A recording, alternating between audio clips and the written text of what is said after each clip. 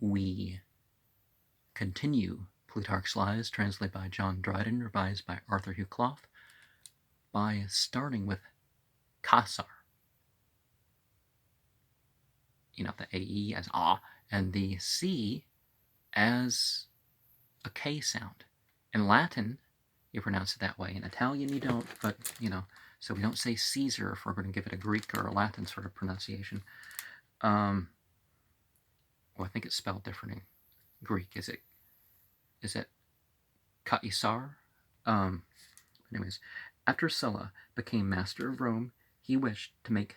Caesar put away his wife, Cornelia, daughter of Cinna, the late sole ruler of the Commonwealth, but was unable to effect it either by promises or intimidation, and so contented himself with confiscating her dowry. The ground of Sulla's hostility to Caesar was the relationship between him and Marius, for Marius, the elder, married Julia, the sister of Caesar's father, and had by her the younger Marius, who consequently was Caesar's first cousin, and though at the beginning, while so many were to be put to death, and there was so much to do, Caesar was overlooked by Sulla, yet he would not keep quiet, but presented himself to the people as a candidate for the priesthood. Though he was yet a mere boy, Sulla, without any open opposition, took measures to have him rejected, and in consultation whether he should be put to death, when it was urged by some that it was not worth his while to contrive the death of a boy, he answered, that they knew little who did not see more than one Marius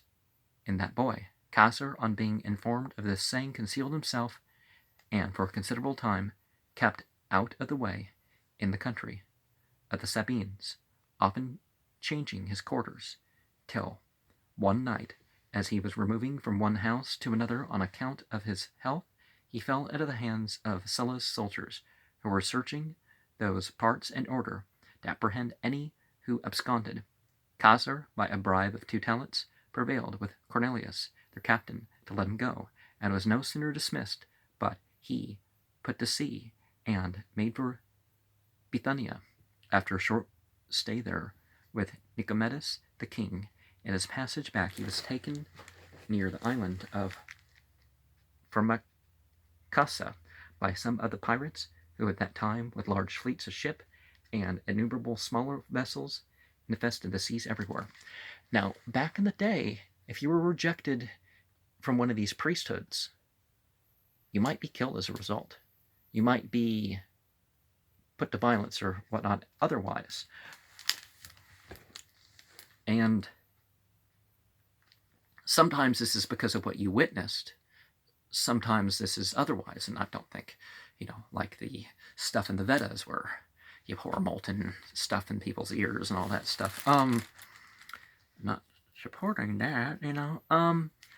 When these men at first demanded of him 20 talents for his ransom, he laughed at them for not understanding the value of the prisoner, and voluntarily engaged to give them 50. He presently dispatched those about him to several places to raise the money, till at last he was left among a set of the most bloodthirsty people in the world, the Cilicians, only with 1 friend and 2 attendants. Yet he made so little of them that when he had a mind to sleep, he would send to them and order them to make no noise. For 38 days, with all the freedom in the world, he amused himself with joining in their exercises and games as if they had not been his keepers, but his guards. He wrote verses and speeches, and made them his auditors, and those who did not admire them he called to their faces illiterate and barbarous. He would often in raillery threaten to hang them. They were greatly taken with this, and attributed his free talking to a kind of simplicity and boyish playfulness. As soon as his ransom was come from Miletus, he paid it, and was discharged, and proceeded at once to man some ships at the port of Miletus, and went in pursuit of the pirates, whom he surprised with their ships still stationed at the island, and took most of them. Their money he made his prize, and the men he secured in prison at Pergamus, and he made application to Junius, who was then governor of Asia, to whose office it belonged as praetor to determine their punishment. Junius, having his eye upon the money, for the sum was considerable, said he would think at his leisure what to do with the prisoners. Upon which Caesar took his leave of him and went off to Pergamus, where he ordered the pirates to be brought forth and crucified, the punishment he had often threatened them with whilst he was in their hands, and they dreamt he was in earnest. In the meantime, Sulla's power being now in the decline, Caesar's friends advised him to return to Rome, but he went to Rhodes and entered himself in the school of Vallianus, Mullen's son, a famous rhetorician, one who had the reputation of a worthy man and had Cicero for one of his scholars. Caesar is said to have been admirably fitted by nature to make a great statesman and orator, and to have taken such pains to improve his genius this way that without dispute he might challenge the second place. More he did not aim at as choosing to be the first rather amongst men of arms and power, and therefore never rose to that height of eloquence which nature would have carried him, his attention being diverted to those expeditions and designs which at length gained him the empire, and he himself, in his answer to Cicero's panegyric on Cato, desires his reader not to compare the plain discourse of a soldier with the harangues of an orator, who had not only fine parts, but had employed his life in this study. When he was returned to Rome, he accused Dolabella of maladministration, and many cities of Greece came in to attest it. Dolabella was acquitted, and Caesar, in return for the support he had received from the Greeks, assisted them in their prosecution of Publius Antonius for corrupt practices, before Marcus Lucullus, praetor of Macedonia. In this course he so far exceeded that Antonius was forced to appeal to the tribunes at Rome, pledging that in Greece he could not have fair play against the Grecians. In his pleadings at Rome, his eloquence soon obtained him great credit and favor, and he won no less upon the affections of the people by the affability of his manners and address, in which he showed a tact and a consideration beyond what could have been expected at his age. And at the open house he kept, the entertainments he gave, the general splendor of his manner of life contributed little by little to create and increase his political influence. His enemies slighted the growth of it at first, presuming it would soon fail when his money was gone, whilst in the meantime it was growing up and flourishing among the common people. When his power at last was established and not to be overthrown, and now openly intended to the altering of the whole constitution, they are aware too late that there is no beginning so mean which continued application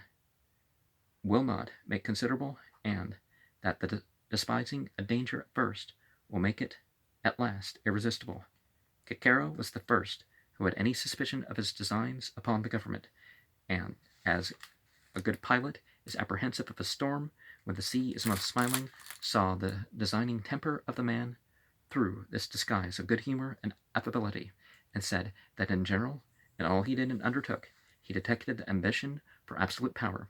But when I see his hair so carefully arranged, and observe him adjusting it with one finger, I cannot imagine it should enter into such a man's thoughts to subvert the Roman state. But of this more hereafter. The first proof he had of the people's goodwill to him was that he received by their suffrages a tribuneship in the army, and came out on the list with a higher place than Caius Popilius. A second and clearer instance of their favor appeared upon his making a magnificent oration in praise of his aunt Julia, wife to Marius, publicly in the Forum, at whose funeral he was so bold as to bring forth the images of Marius, which nobody had dared to produce since the government came into Sulla's hands, Marius's party having from that time been declared enemies of the state, when some who were present had begun to raise a cry against Caesar. The people answered with loud shouts and clapping in his favor, expressing their joyful surprise and satisfaction at his having, as it were, brought up again from the grave those honors of Marius, which for so long a time had been lost to the city. It had always been the custom at Rome to make funeral orations in praise of the elderly matrons, but there was no precedent of any upon young women till Caesar first made, one upon the death of his own wife. These also preceded in favor, and by this show of affection he won upon the feelings of the people, who looked upon him as a man of great tenderness and kindness of heart. After he had buried his wife, he went as quaestor into Spain under one of the praetors named Vetus, whom he honored ever after, and made his son his own quaestor, and he himself came to be praetor. After this employment was ended, he married Pompeia, his third wife, having then a daughter by Cornelia, his first wife, whom he afterwards married to Pompey the Great. He was so profuse in his expenses that before he had any public employment he was in debt 1,300 talents, and when he thought that by incurring such an expense to be popular he changed a solid good for what would prove but a short and uncertain return, but in truth he was purchasing what was of the greatest value at an inconsiderable rate. When he was made surveyor of the Appian Way, he disbursed, besides the public money, a great sum out of his private purse, and when he was aedile, he provided such a number of gladiators that he entertained the people with 320 single combats, and by his great liberality and magnificence in theatrical shows, in processions and public feastings, he threw into the shade all the attempts that had been made before him, and gained so much upon the people that every one was eager to find out new offices and new honors for him in return for his munificence. There being two factions in the city, one that of Sulla, which was very powerful, the other that of Marius, which was then broken and in a low condition. He undertook to revive this and make it his own, and to this end, whilst he was in the height of his repute with the people for magnificent shows, he gave us as aedile. He ordered images of Marius and figures of victory with trophies in their hands to be carried privately in the night and placed in the Capitol. Next morning, when some saw them bright with gold and beautifully made, with inscriptions upon them, referring them to Marius's exploits over the Cimbrians, they were surprised at the boldness of him who had set them up, nor was it difficult to guess who it was. The fame of this soon spread, and brought together a great concourse of people. Some cried out that it was an open attempt against the established government, thus to revive those honors which had been buried by the laws and decrees of the Senate, that Caesar had done it to sound the temper of the people whom he had prepared before, and to try to whether they were tame enough to bear this his humor, and would quietly give way to his evasions. On the other hand, Marius's party took courage, and it was incredible how numerous they were suddenly seen to be, and what a multitude of them appeared and came shouting to the Capitol. Many, when they saw Marius's likeness, cried for joy, and Caesar was highly extolled as the one man in the place of all others who was a relation worthy of Marius. Upon this the Senate met, and Catullus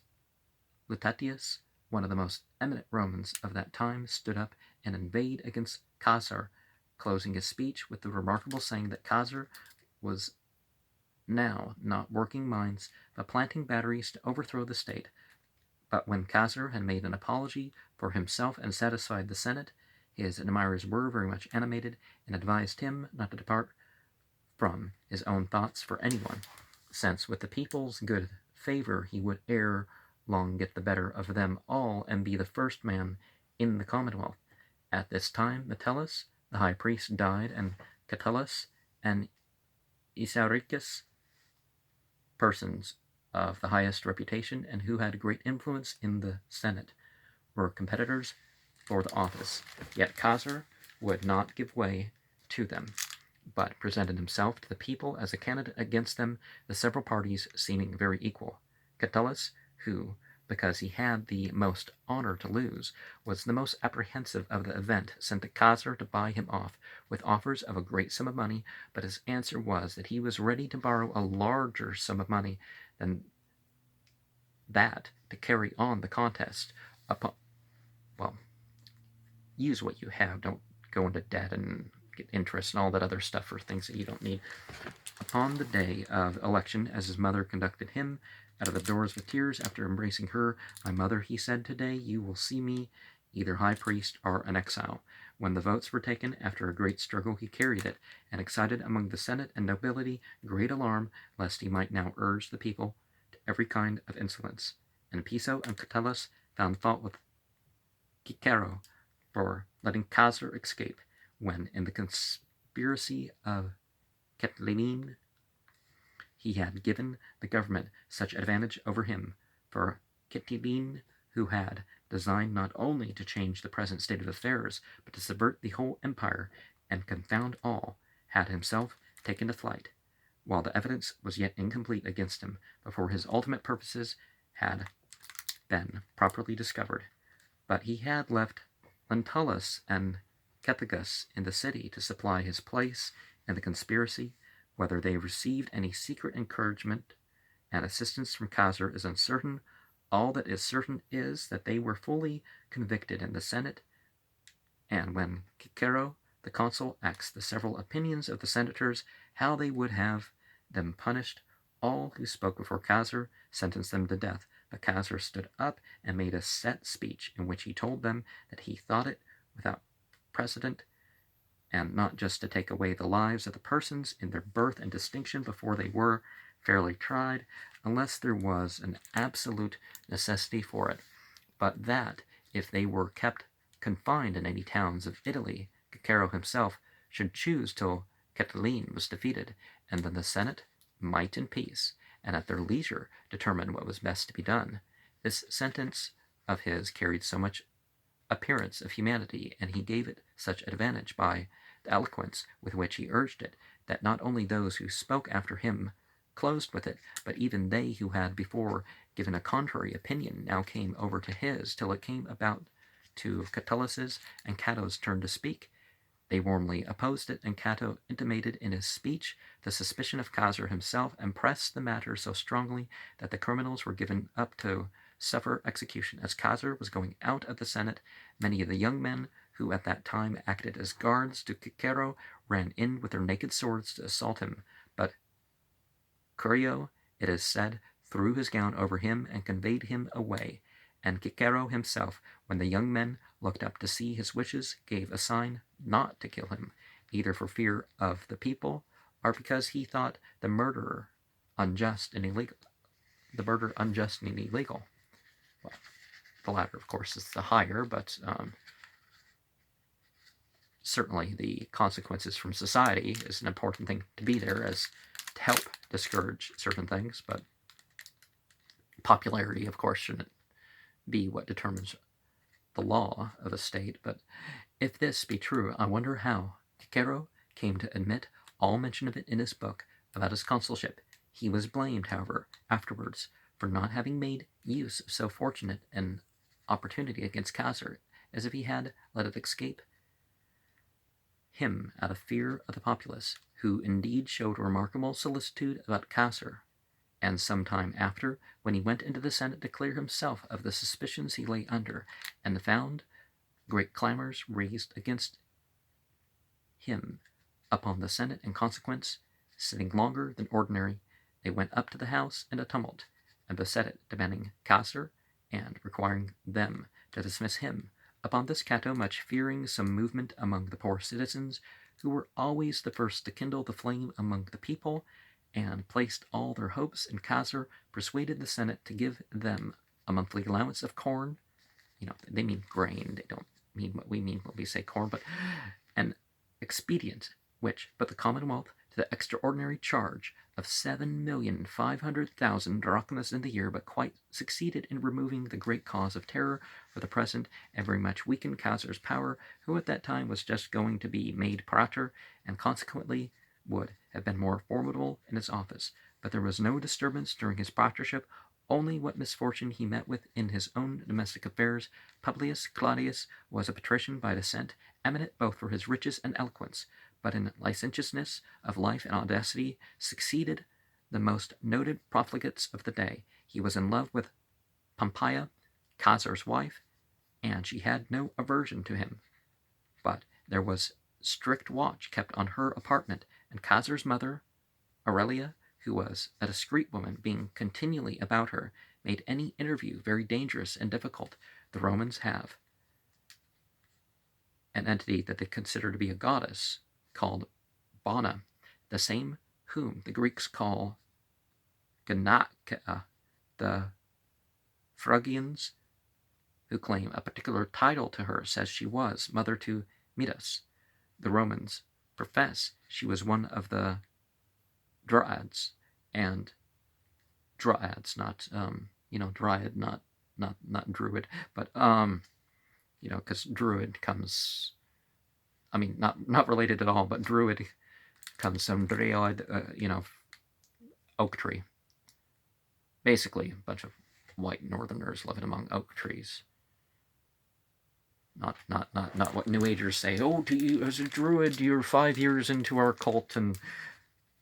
okay, fine to get your title in your cult, but the word. And married to Faunus. The Grecians affirm that she is that mother of Bacchus, whose name is not to be uttered, and for this reason, the women who celebrate her festival cover the tents with vine branches, and in accordance with the fable, a consecrated serpent is placed by the female entity. It is not lawful for a man to be by, nor so much as in the house whilst the rites are celebrated, but the women by themselves perform the sacred offices, which are said to be much the same with those used in the solemnities of Orpheus. When the festival comes, the husband, who is either consul or praetor, and with him every male creature, quits his house. The wife, then taking it under her care, sets it in order, and the principal ceremonies are performed during the night, the women playing together amongst themselves as they keep watch, and music of various kinds going on. As Pompeia was at that time celebrating this feast, Claudius, who as yet had no beard, and so thought to pass undiscovered, took him the dress and ornaments of a singing woman, and so came thither, having the air of a young girl. Finding the doors open, he was, without any stoop, introduced by the maid, who was in the intrigue. She presently ran to tell Pompeia, but as she was away a long time, he grew uneasy, waiting for her, and left his post, and traversed the house from one room to another, still taking care to avoid the lights, till at last Aurelia's woman met him, and invited him to play with her, as the women did among themselves. He refused to comply, and she presently pulled him forward and asked him who he was, and whence he came. Claudius told her he was waiting for Pompeia's own maid, Abra, being in fact her own name also, and as he said so, betrayed himself by his voice, upon which the woman, shrieking, ran into the company, where there were lights, and cried out that she had discovered a man. The women were all in a fright. Aurelia covered up the sacred things and stopped the proceedings, and having ordered the doors to be shut, went about with lights to find Claudius, who was got into the maid's room that he had come in with, and was seized there. The women knew him and drove him out of doors, and at once, that same night, went home and told their husbands the story. In the morning it was all about the town, what an impious attempt Claudius had made, and how he ought to be punished as an offender, not only against those whom he had offended, but against the public and the gods. Again, I wonder, is this word daimon, or is it deity or theou? Whatever the ending is in that circumstance, but you know what I mean. Because there's very distinctive things. Not that they don't treat the anti-personal spirits, you could call them, or the whatever. Not that they're not treating them as deities, but it does make a difference what words being used, what exactly they intend by it.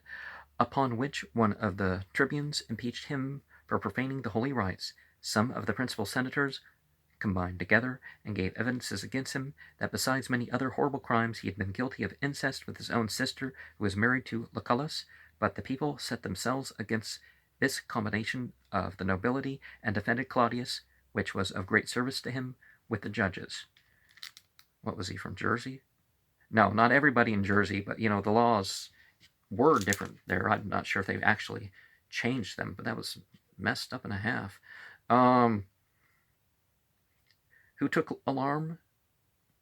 and were afraid to provoke the multitude. Caesar at once dismissed Pompeia, but being summoned as a witness against Claudius, said he had nothing to charge him with. This looking like a paradox, the accuser asked him why he parted with his wife. Caesar replied, I wish my wife to be not so much as suspected. Some say that Caesar spoke with this as his real thought, others say that he did it to gratify the people, who were very earnest to save Claudius. Claudius at any rate escaped, most of the judges giving their opinions so written as to be illegible, so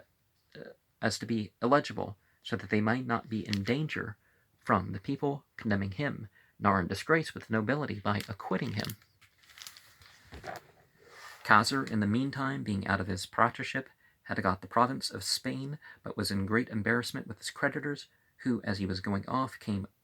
upon him and were very pressing and importunate. This led him to apply himself to Crassus, who was the richest man in Rome, but wanted Caesar's youthful vigor and heat to sustain the opposition against Pompey. Crassus took upon him to satisfy those creditors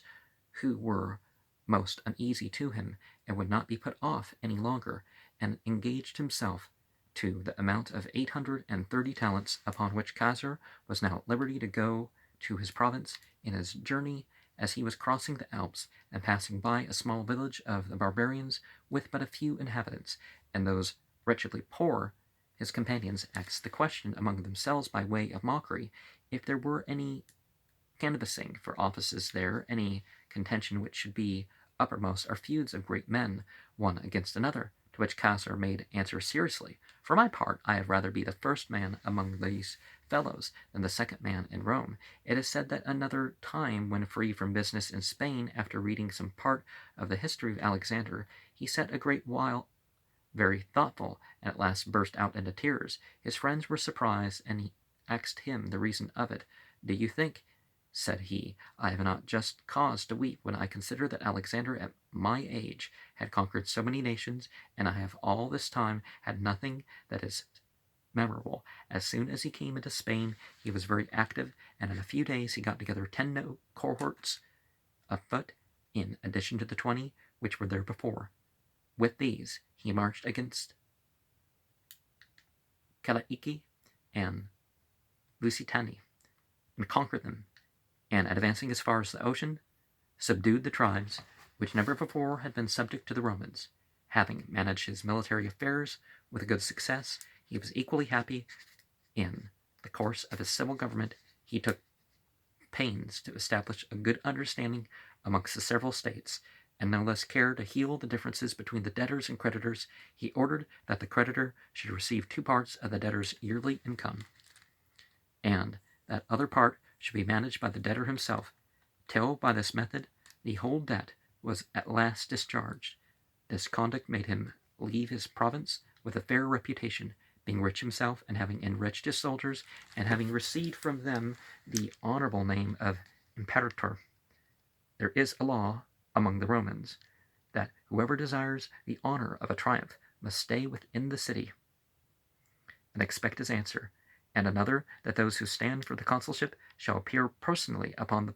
place. Caesar was come home at the very time of choosing consuls, and being in a difficulty between these 2 opposite laws, sent to the Senate to desire that, since he was obliged to be absent, he might sue for the consulship by his friends. Cato, being backed by the law, at first opposed his request. Afterwards, perceiving that Caesar had prevailed with such a great part of the Senate to comply with it, he made it his business to gain time, and went on wasting the whole day in speaking, upon which Caesar thought fit to let the triumph fall, and pursued the consulship, entering the town, and coming forward immediately, he had recourse to a piece of state policy by which everybody was deceived but Cato. This was the reconciling of Crassus and Pompey, the 2 men who then were most powerful in Rome. There had been a quarrel between them, which he now succeeded in making up, and by this means strengthened himself by the united power of both, and so under the cover of an action which carried all the appearance of a piece of kindness and good nature,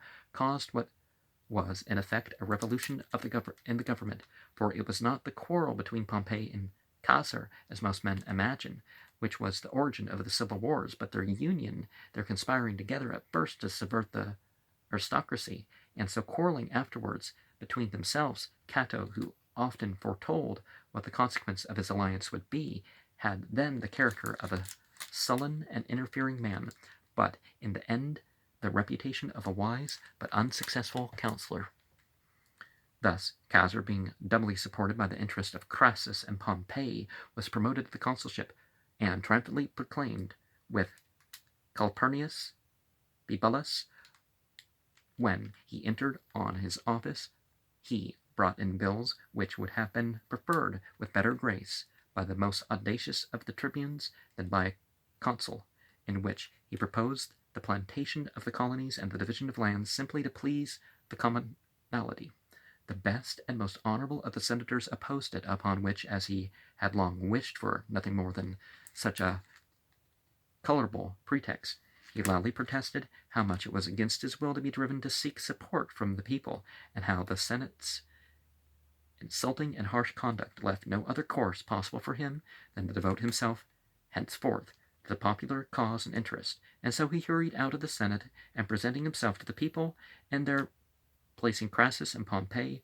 one on each side of him, he asked them whether they consented to the bills he had proposed. They owned their assent, upon which he desired them to assist him against those who had threatened to oppose him with their swords. They engaged they would, and Pompey added further that he would meet their swords with a sword and buckler too. These words the nobles much resented, as neither suitable to his own dignity nor becoming the reverence due to the state, but resembling rather the vehemence of a boy or the fury of a madman. But the people were pleased with it. In order to get a yet firmer hold upon Pompey, Caesar, having a daughter, Julia, who had been before contracted to Servilius Capio, now betrothed her to Pompey, and told Servilius he should have Pompey's daughter, who was not unengaged either, but promised to Sulla's son Faustus. A little time after, Caesar married Calpurnia, the daughter of Piso, and got Piso made consul for the year following. Cato exclaimed loudly against him, and protested with a great deal of warmth that it was intolerable the government should be prostituted by marriages, and that they should advance one another to the commands of the armies, provinces, and other posts by means of women. Bibulus, Caesar's colleague, finding it was to no purpose to oppose his bills, but that he was in danger of being murdered in the forum, as also as Cato confined himself to his house, and there let the remaining part of his consulship expire, Pompey, when he was married, at once filled the forum with his soldiers, and gave the people his help in passing new laws, and secured Caesar the government of all Gaul, both on this and on the other side of the Alps, together with Illyricum and the command of 4 legions. For 5 years, Cato made some attempts against these proceedings, but was seized and led off the way to prison by Caesar, who expected that he would appeal to the tribunes. But when he saw that Cato went along without speaking a word, and not only the nobility were indignant, but the people also, out of respect for Cato's virtue, were following in silence, and with dejected looks, he himself privately desired one of the tribunes to rescue Cato. As for the other senators, some few of them ascended the house, the rest being disgusted, absented themselves. Here Concedius, a very old man, took occasion one day to tell Caesar that the senators did not meet because they were afraid of the soldiers. Caesar asked, "Why don't you, then, out of the same fear, keep at home?" To which Concedius replied that age was his guard against fear, and that the small remains of his life were not worth much caution. But the most disgraceful thing that was done in Caesar's consulship was his assisting to gain the tribuneship for the same Claudius, who had made the attempt on his wife's chastity and intruded upon the secret vigils. He was elected on purpose to defeat Cicero's downfall. Nor did Caesar leave the city to join his army until they too had overpowered Cicero and driven him out of Italy. Thus far, we have followed Caesar's actions before the wars of Gaul. After this, he seems to begin his course afresh, and to enter upon a new life and scene of action, and the period of those wars which he now fought, and those many expeditions which he subdued Gaul, and showed him to be a soldier and general, not in the least inferior to any of the greatest and most admirable commanders who had ever appeared at the head of armies. For if we compare him with Phebii, the Natalie, the Scipios, and with those who were his contemporaries are not long before him, Sulla, Marius, the Luculli, or even Pompey himself, whose glory, it may be said, went up at that time to heaven for every excellence in war, we shall find Caesar's actions to have surpassed them all. One he may be held to have outdone in consideration of the difficulty of the country in which he fought, another in the extent of territory which he conquered, some in the number and strength of the enemy whom he defeated, one man because of the wildness and perfidiousness of the tribes, whose goodwill he conciliated, another in his humanity and clemency to those he overpowered, others again in his gifts and kindnesses to his soldiers, all alike in the number of the battles which he fought and the enemies whom he killed, for he had not pursued the wars in Gaul full 10 years, when he had taken by storm above 800 towns, subdued 300 states, and of 3 millions of men, who made up the gross sum of those with whom he at several times he engaged. He had killed 1 million and taken captive a second. Guess I'll stop there, but, as you know, Caesar and some other people were so great that he formed words and titles from them. But, yeah, sometimes society, deals with, prevents some ways of dealing with the